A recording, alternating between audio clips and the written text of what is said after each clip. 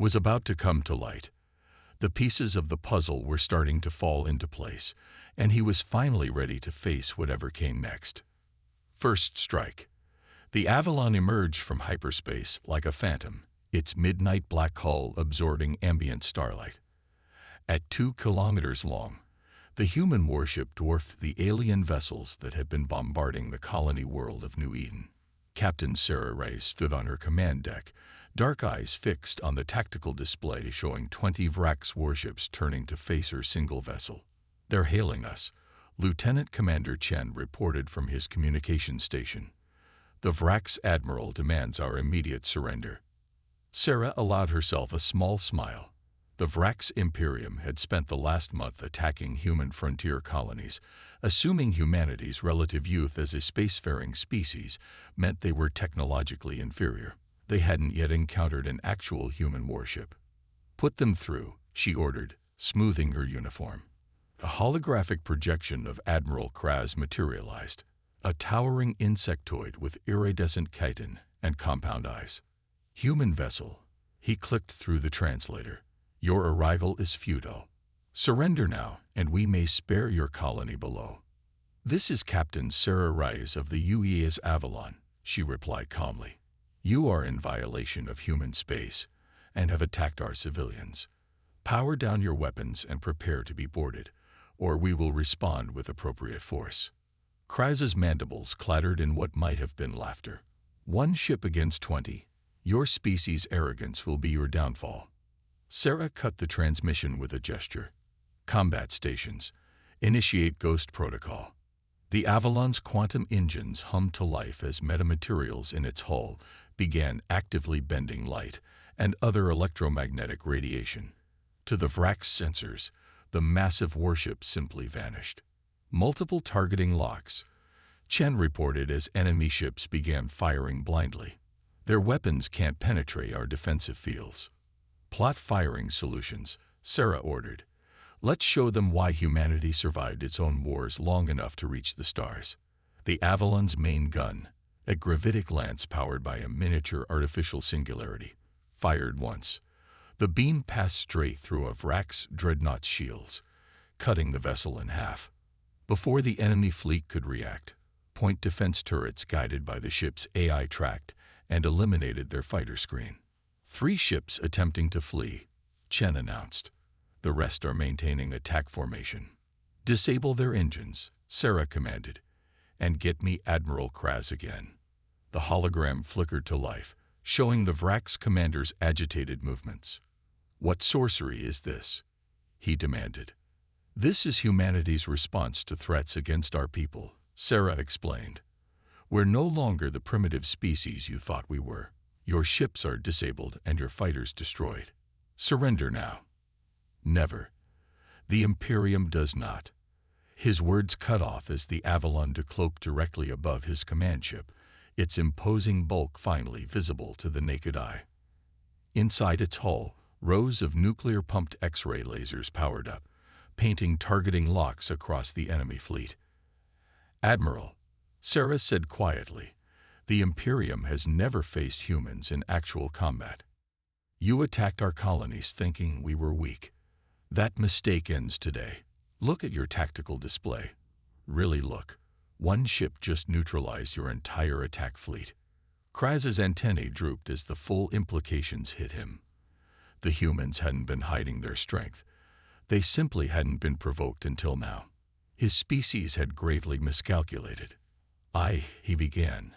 "I will order my surviving ships to stand down." Sarah nodded. "A wise choice. We'll begin rescue operations for your crews.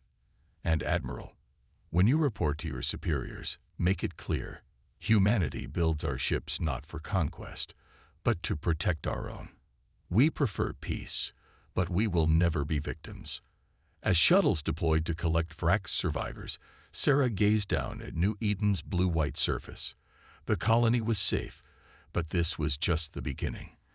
The galaxy was about to learn why challenging humanity's resolve was a serious mistake. The Avalon's quantum engines powered up again, its hull thrumming with contained energy. There were other colonies to protect, and humanity's message needed to be delivered. The era of underestimating Earth's children was over. The Ghost Protocol. The Vrak's High Command received Admiral Kraz's report with stunned silence.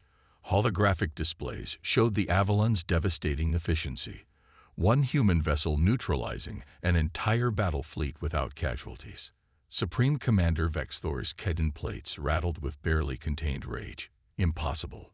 Their colony world showed no signs of such technology. Because they chose not to reveal it, Kraz responded, his hologram flickering. The humans built their warships in secret while maintaining a facade of minimal defenses. The Avalon's hull contains materials that bend radiation itself. The tactical analysis continued displaying footage. The human ship vanishing from sensors, reappearing at will, its weapons bypassing shields thought impenetrable. But most disturbing was its artificial intelligence, an integrated system that could track and eliminate threats faster than organic minds could process. Their eye, the science director interrupted, it's not shackled like ours. They've merged with their machines without losing control. Reports flooded in from other sectors. The Avalon wasn't alone. More human warships had emerged, establishing defensive perimeters around their colonies. Each vessel demonstrated the same impossible capabilities, protected by ghost protocols that made them nearly invulnerable. We have another problem, Kraz continued. The humans aren't counterattacking. They're simply holding position, protecting their people. This shows restraint, Vexthor finished. They could strike our worlds but choose not to. The question is why? The answer came 3 days later. A small human diplomatic vessel requested permission to dock at the Vrak's capital station. Its message was simple: we come to discuss peace, but we will not come unarmed. When the human ambassador walked into the high command chamber, she carried no weapons. She didn't need to. Through the station's windows, the Avalon hung in space like a dark promise. I am Ambassador Chen, she announced. I'm here to explain why attacking human colonies was your greatest mistake, and why it never has to happen again. The Vrak's leaders learned that humanity had spent centuries preparing for interstellar conflict, their wars on Earth teaching brutal lessons about survival. Every human vessel carried enough firepower to devastate worlds, yet they built these ships purely for defense.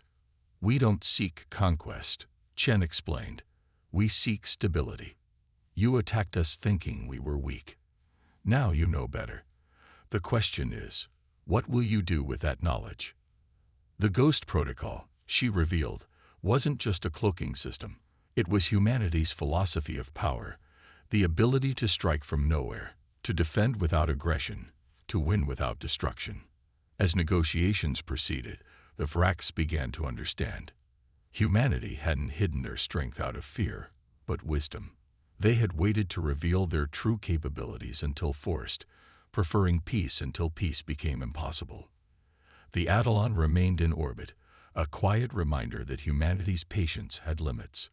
The age of underestimating Earth's children was over. Now began the age of understanding why they built their ships to be ghosts, not to haunt the galaxy, but to ensure their place in it would never be threatened again. Turning point. Word spread quickly through the galactic community. Surveillance footage of the Avalon's battle leaked from Vrak's databases, showing one human ship dismantling an entire fleet. The Galactic Council called an emergency session. Ambassador Chen stood before representatives of 30 spacefaring species, her calm demeanor contrasting with the tension filling the chamber. Behind her, holographic displays showed human warships activating their ghost protocols, their technology defying conventional physics. For centuries, humanity prepared for this moment, she began. While you watched our colonies, dismissing us as primitive, we built our guardians.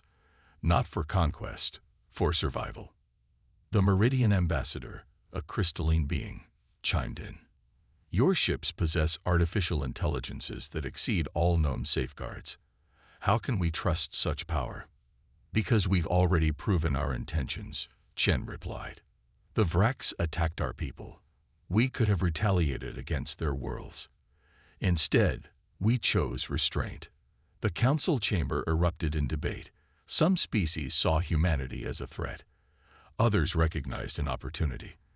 The Arcosian delegation, ancient beings who had long advocated for peaceful cooperation, raised their voices in support. The humans demonstrate what we've long preached. Their speaker resonated. True strength lies not in conquest, but in the wisdom to wield power with restraint. The Vrak's supreme commander took the floor next. We attacked their colonies, believing them weak. They responded by protecting their people while sparing ours. This is not the action of a species to be feared, but one to be respected. Humanity's ghost ships had shifted the galaxy's political landscape. Their technology wasn't just advanced, it represented a fundamental leap in development. Several species had already requested diplomatic talks, seeking peaceful exchange rather than risking confrontation. We offer cooperation, Chen concluded. Our ships will remain guardians, not conquerors. The choice is yours. Continue seeing us as threats or help us build a more stable galaxy. The Council's decision was nearly unanimous. Humanity would be granted full recognition and protection under galactic law. More importantly, their defensive doctrine would be studied and potentially adopted by other species. As the session ended, the Arcosian speaker approached Chen privately. "Your ghost ships changed everything," they observed. "But I suspect we've only seen a fraction of humanity's true capabilities." Chen smiled.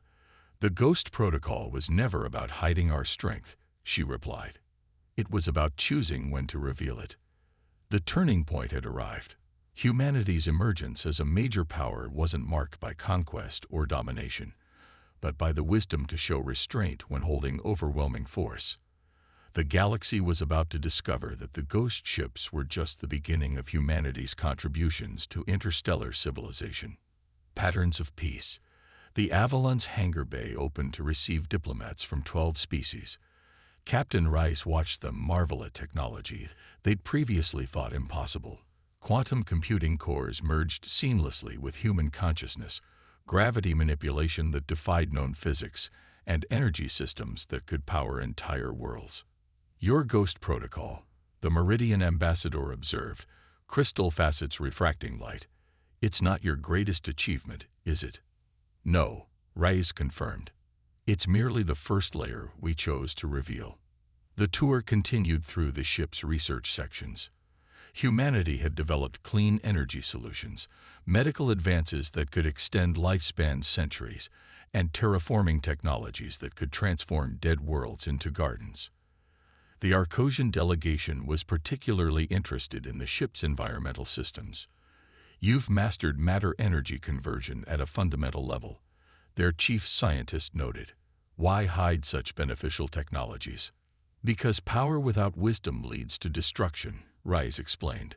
"We learned that lesson on Earth.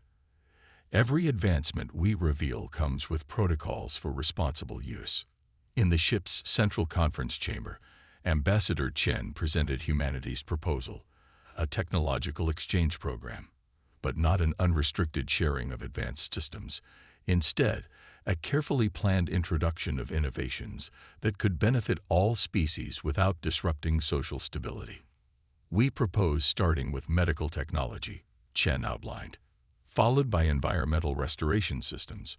Military applications will only be shared after proving responsible use of peaceful technology." The Vrak's representatives, former adversaries, supported the proposal. "We attacked humanity thinking them primitive," their speaker admitted. "Now they offer to elevate all species, but with wisdom we lacked." Patterns emerged in humanity's approach: measured revelation of technology, emphasis on defensive rather than offensive capabilities, and insistence on proving ethical use before advancing to more powerful systems. "Your ghost ships weren't meant to frighten us," the Meridian ambassador realized. "They were demonstrations of restraint." "Precisely," Chen confirmed.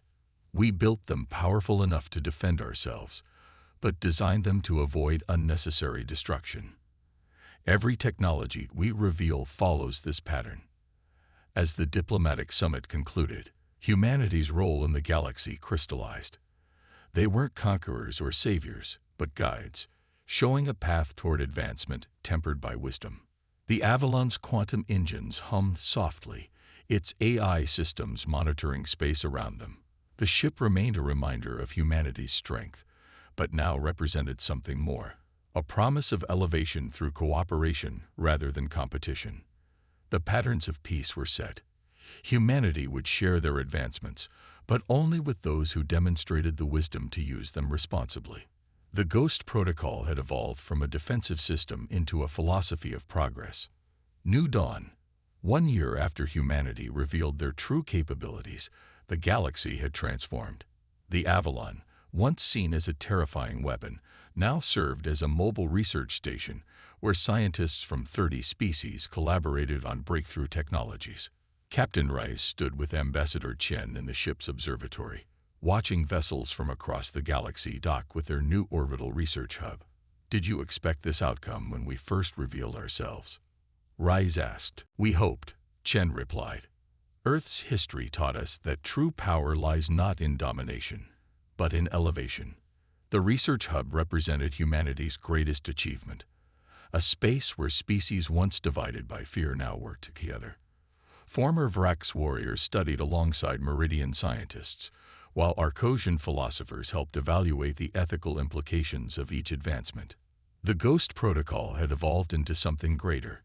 Its principles of measured power and strategic revelation became the foundation for interspecies cooperation. Each technology shared strengthened bonds between civilizations. In the hub's central chamber, a breakthrough was unfolding. Combined research had produced a new form of faster-than-light travel, one that could connect the farthest reaches of known space. But true to humanity's philosophy, they ensured all species would access it simultaneously, preventing any single power from gaining advantage. The humans didn't just change how we fight, a Vrax scientist observed during the announcement. They changed how we think about progress itself. The Galactic Council, once focused on power balance and territorial disputes, now dedicated itself to coordinating technological advancement.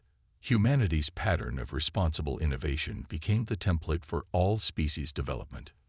"We built the ghost ships to protect ourselves," Chen addressed the assembled delegates. "But their true purpose was to demonstrate a better path forward, not through fear or dominance, but through wisdom shared."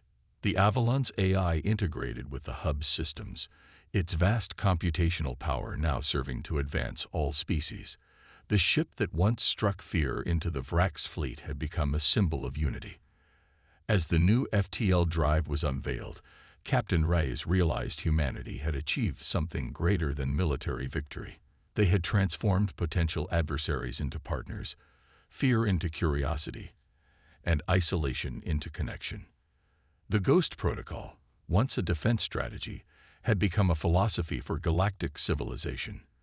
Humanity's greatest strength wasn't in their advanced ships or powerful weapons, but in their ability to show others a path to peaceful advancement. A new dawn had truly arrived. The stars themselves seemed brighter, beckoning not to individual species, but to a united galactic community ready to explore them together.